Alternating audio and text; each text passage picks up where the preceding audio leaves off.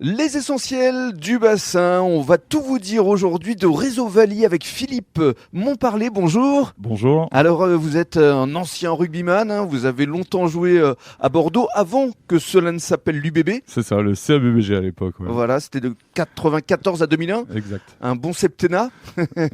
Et puis vous avez souhaité créer cette structure Réseau Valley pour vous permettre de vous retrouver en tant qu'ancien joueur de rugby. Je crois que c'était ça à la base de la vocation. Exactement. L'idée, c'était de pouvoir partager ce que j'ai pu prendre pendant 20 ans de mon réseau rugbystique et le distiller à des chefs d'entreprise qui portent un peu ces mêmes valeurs et qui ont envie d'avancer ensemble, surtout. Alors, comment ça marche exactement, Réseau Valley ? Vous travaillez pour combien de clubs ? 8, je crois ? 8 clubs, oui. On est à Bordeaux, Bayonne, Agen, Toulouse, Perpignan, Lyon, Paris et récemment Roubaix, qui a ouvert sa première franchise.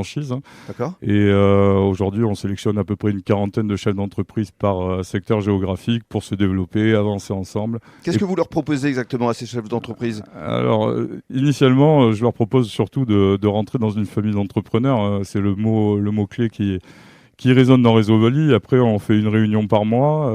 Ça, c'est le passage obligatoire, on va dire, dans Réseau Valley. Mais l'idée, c'est qu'on se connaisse bien en dehors de nos activités. Et pour cela, on crée 2-3 événements par club pour transpirer un peu ensemble et pas être une simple carte de visite, quoi. Transpirer ensemble, c'est-à-dire qu'est-ce que vous leur proposez exactement ? Ça peut être un tournoi de paddle, ça peut être une sortie canyoning, aller boire dans une cidrerie et manger un bon repas. Ça peut être un golf tout court. L'idée, c'est vraiment de partager un moment en dehors de nos activités. Et puis vous les accompagnez également tout au long de l'année avec la possibilité de les conseiller pour la réinsertion notamment. Oui, alors la finalité d'un business club, c'est qu'il y ait du business, mais c'est pas qu'un business club. Aujourd'hui, il y a beaucoup de conseils, beaucoup d'accompagnement.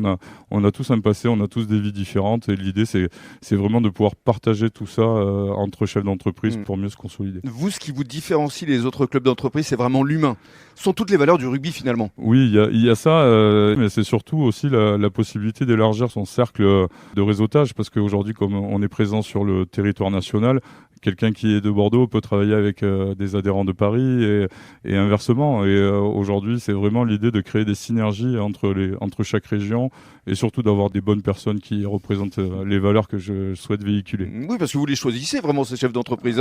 Ils passent un interrogatoire. Ils passent à la moulinette entre l'entretien téléphonique et la petite enquête LinkedIn. Réseau Valley n'est pas fait pour tout le monde, en fait.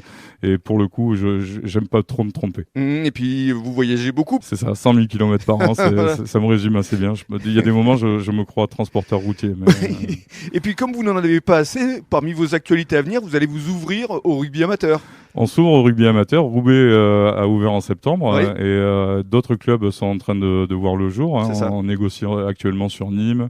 Je ne peux pas donner toutes les villes, mais il y a 4-5 clubs qui sont en cours de négociation actuellement et ça fait partie des vrais projets 2024 de Réseau Valley de pouvoir ouvrir entre 5 et 10 clubs pour le rugby amateur. Et parmi vos autres projets, c'est le fait aussi de développer votre centrale d'achat, mais de cela, on en parlera la semaine prochaine. C'est ça. Merci beaucoup Philippe. Merci.